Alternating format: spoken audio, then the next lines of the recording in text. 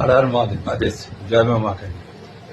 এই মার্চ মাসের 10 তারিখ আসার সঙ্গে সঙ্গে আপনারা একটা সাবধানতা অবলম্বন করবেন এবং নিজেকে তৈরি রাখবেন।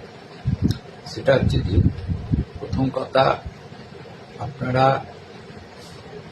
বেশ কিছু গ্রসারি, রেশন, খাদ্য খাবার, চাল ডাল তেল নুন এগুলো ঘরেতে মজুত রাখবেন। নেক্সট হচ্ছে আপনারা বা আপনাদের পরিবারের লোকজনেরা বিভিন্ন রকম ওষুধপত্র খায় রোগ ব্যাধির জন্য, সেই ওষুধপত্র কিন্তু আপনারা মজুত করে রাখবেন ঘরে। তারপর একটা যেটা হচ্ছে যে সোলার এনার্জি ব্যাটারি নিন মোবাইল ফোনের জন্য। এই কটা কিন্তু আপনারা অন্তত 2 থেকে 2.5 মাসের জন্য আপনারা ঘরেতে অ্যারেঞ্জ করে রাখুন। কারণ হচ্ছে যে যেটা জ্যোতিষশাস্ত্রের জোডিয়াকে যে অশুভ যোগ সৃষ্টি হয়েছে, সেই যোগটা প্রবলতর হয়ে উঠবে আগামী 21শে মার্চ। এবং এই যোগটা নিয়ে আমি বলে দিচ্ছি একটুখানি। প্রথম কথা হচ্ছে যে দেখুন, কুম্ভ রাশিতে মঙ্গল এবং রাহু অঙ্গারক যোগের ভেতরে থাকবে এবং তথায় মঙ্গল কিন্তু দগ্ধ থাকবে, ঠিক আছে। এবং তথায় থাকবে বুধ এবং রাহুর ভ্রম যোগ বা ভ্রম দোষ। আচ্ছা, এইবারে জোডিয়াকের যে দ্বাদশ রাশি আছে, সেই দ্বাদশ রাশিতে থাকবে রবি, শুক্র, শনি, এই সমস্ত গ্রহগুলো সেখানে অবস্থান করে থাকবে। তৎসহ নেপচুন কিন্তু ওখানে রয়ে গেছে এবং এই রবি, নেপচুন এবং শুক্রকে দগ্ধ করে দেবে এবং তথায় কিন্তু চন্দ্র থাকবে। এই যে যোগ সৃষ্টি হয়েছে, একদিকে এই মীন রাশিতে 20 যোগের সৃষ্টি হবে, তারপরে রবি এতগুলো গ্রহকে দগ্ধ করবে। এই যে যোগটার সৃষ্টি হচ্ছে এবং রাহু কুম্ভ রাশিতে যে অঙ্গারক দোষ, খুব মারাত্মক দোষ, এই যে একটা ক্রিটিক্যাল সিচুয়েশন যে দুটো রাশির ভেতরে সংগঠিত হয়ে বসে আছে, এর ফলে কিন্তু একটা যুদ্ধের ইঙ্গিত দিচ্ছে। যুদ্ধের ইঙ্গিত, একটা যুদ্ধ তো চলছে দেখছেন, ইরানের সাথে আমেরিকার সাথে একটা যুদ্ধ চলছে। আরেকটা যুদ্ধের ইঙ্গিত বহন করে আনছে ভারতবর্ষের উপরে কিন্তু আক্রমণ হবে না, ভারতবর্ষ কিন্তু আক্রমণ করবে একটি প্রতিবেশী দেশকে, সেটা হচ্ছে পাকিস্তান।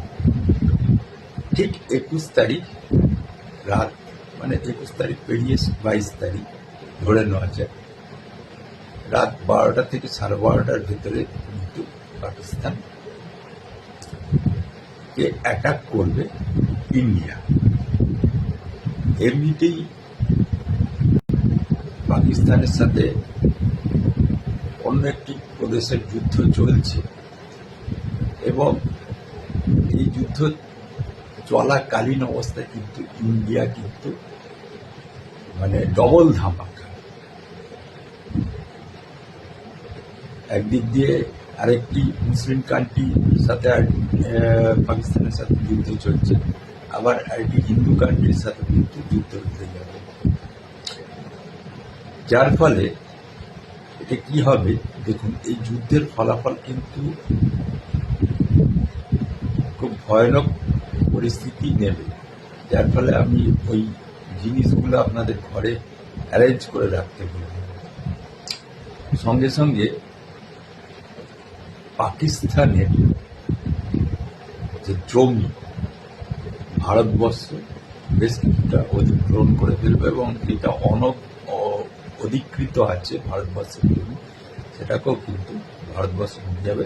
সুতরাং পাকিস্তানের জমিটা কমে যাবে, ভারতবর্ষের জমিটা ম্যাপটা বৃদ্ধি হবে। এটা কিন্তু আমার বিশ্বাস মিলিয়ে দেবে। এর সঙ্গে সঙ্গে ভারতবর্ষের প্রধানমন্ত্রী যিনি আছেন, ওনার জন্ম কুণ্ডলিতে ওনার মঙ্গলের মহাদশা এবং রাহু অন্তর্দশা যাচ্ছে। বুঝতেই পারছেন রাহু এবং মঙ্গলের পজিশনটা আপনাদের বলে দিলাম আমি। এবং এই রাহু মঙ্গলের পজিশনটা কিন্তু ওনার একটা হিট অফ দ্য মুভমেন্টে উনি কিন্তু এই যুদ্ধ করে ফেলবেন এবং যুদ্ধে জয়ীও হবে। এটাও কিন্তু আপনারা দেখে রাখবেন।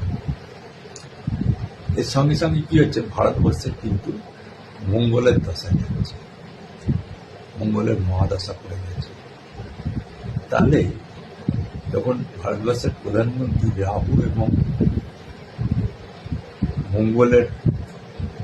মঙ্গল এবং রাহুর অন্তর্দশা যায় এবং দেশের মঙ্গলের দশা যায়, তাহলে যে ভয়ানক পরিস্থিতিটার সৃষ্টি হয় সেটার বর্ণনা আমি আগে দিয়ে দিলাম।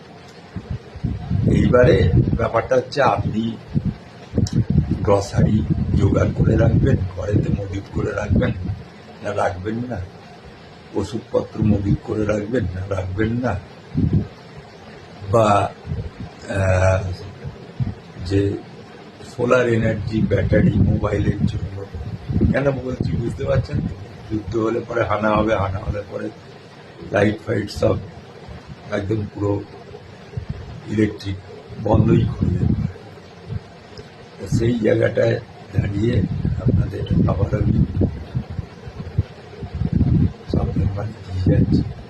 দেখুন, যুদ্ধ কিন্তু হবে এবং এটাও জানি যে আমার যা প্রেডিকশন মনে হচ্ছে, আমার যা থার্ড আই বলছে যে 2026 সালে যে পশ্চিমবঙ্গের বিধানসভা নির্বাচন আছে,